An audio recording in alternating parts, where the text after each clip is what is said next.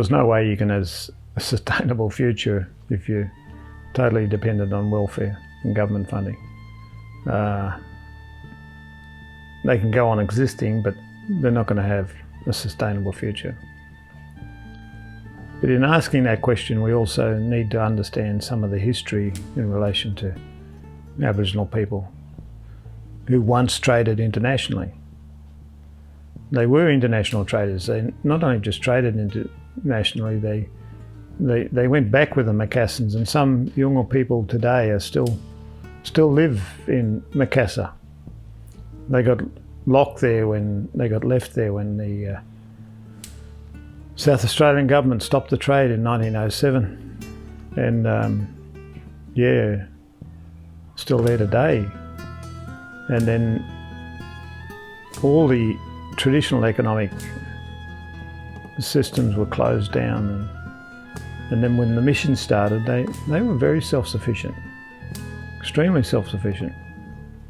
They had to actually produce a lot of their own foods, and one stage some of the missions were exporting tons of fish and crabs and so forth to Darwin, garden products, timber, from timber sawmills and so forth. So it's not that it's not possible, it's just back down to modern day Australians don't know how to communicate with Aboriginal people on communities. They don't learn the language, they don't learn how to communicate in a cross-cultural situation, and therefore there'll be no modern development moving forward.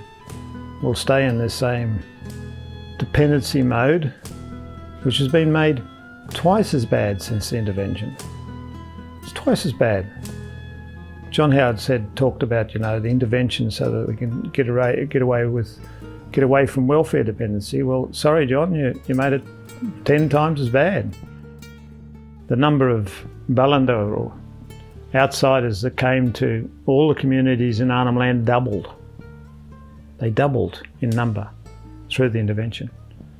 And with their doubling, Aboriginal people lost jobs all across the communities, everywhere. Functionate jobs that they were doing.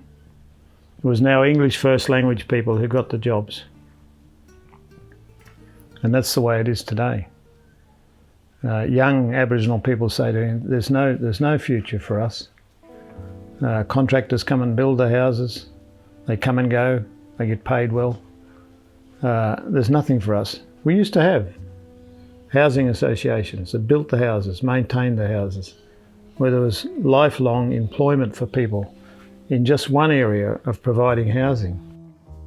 That doesn't even exist anymore because people in Canberra decided, we must get houses in there and we must get them in quickly. But what happened? That became jobs for mates, jobs for bureaucratic mates. The intention wasn't on any more housing and employment for people. The intention was get houses in quickly. And that's created a massive problem on communities, where young people are now growing up with no hope of ever getting a job on their communities. So there's no way forward, no sustainable way forward when you're just locked into welfare. Yet, again, the opportunities for business and development across Arnhem Land and across the communities, even in Central Australia, are massive. If people had access to the fundamental knowledge that's necessary of what are the economic drivers, what are markets all about, what drives business. If people had access to that stuff, and they can learn it because they knew it once before. They were traders. They were producers back in their original Australian culture before it was all closed down by the original settlers, and then it was named down. They were named as primitive and hunter-gatherers.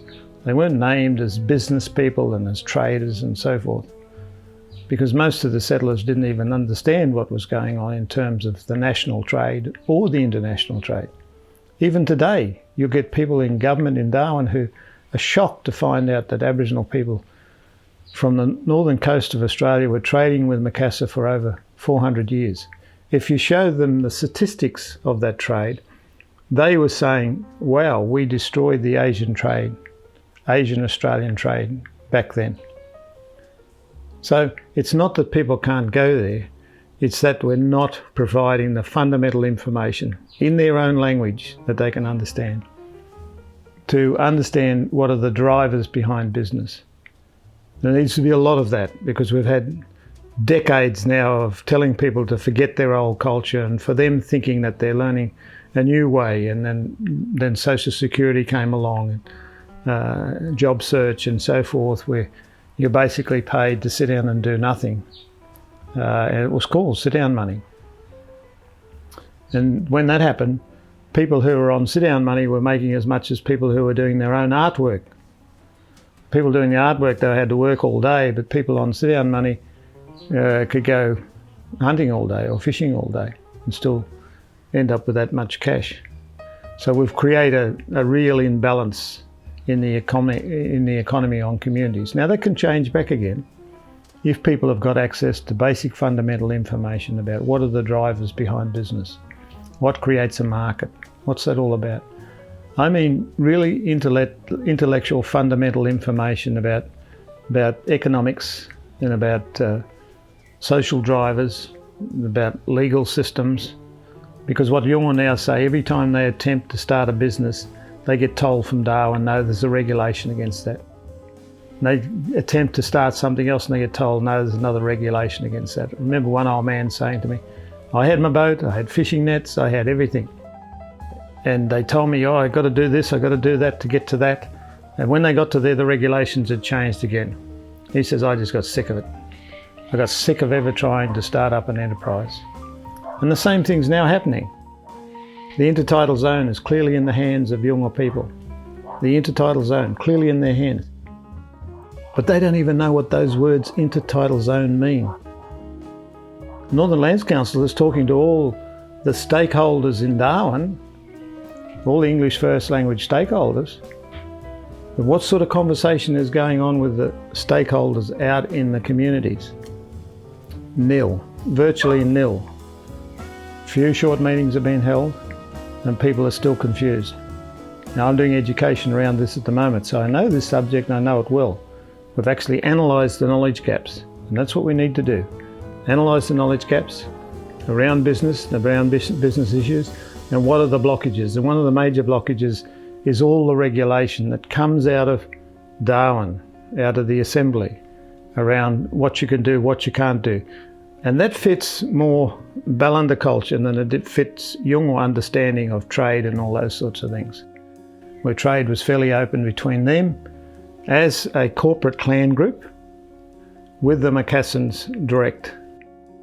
Now, we can't go back to that, but with the right information, people can start to move towards that and understand what are the parameters around the regulations. People also want to own the business themselves. They don't want an Aboriginal corporation owning the business.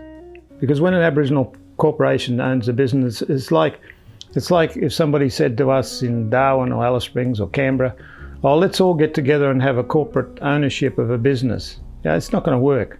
There has to be clear ownership. There has to be a clear security of tenure and a clear rule of law of who owns the business. And that needs to be usually around the family or around one clan group. When we get those things right and get those parameters set up again, then there'll be opportunities for business to develop. The opportunities out there across Arnhem Land are massive. They're everywhere. I've written a document on it and talks about at least 50 different industries that could be created across Arnhem Land. Yet people sit in Canberra and Darwin, they say there's no opportunity out there for people. Some people even suggest that we need to move all the people off these communities and into major cities so they could become labourers in some factory. Look, guys, not the way to go. The way to go is to empower people with information and knowledge. And then they can then start making the steps towards real sustainable businesses on their own estates, on their own lands, as productive citizens of Australia.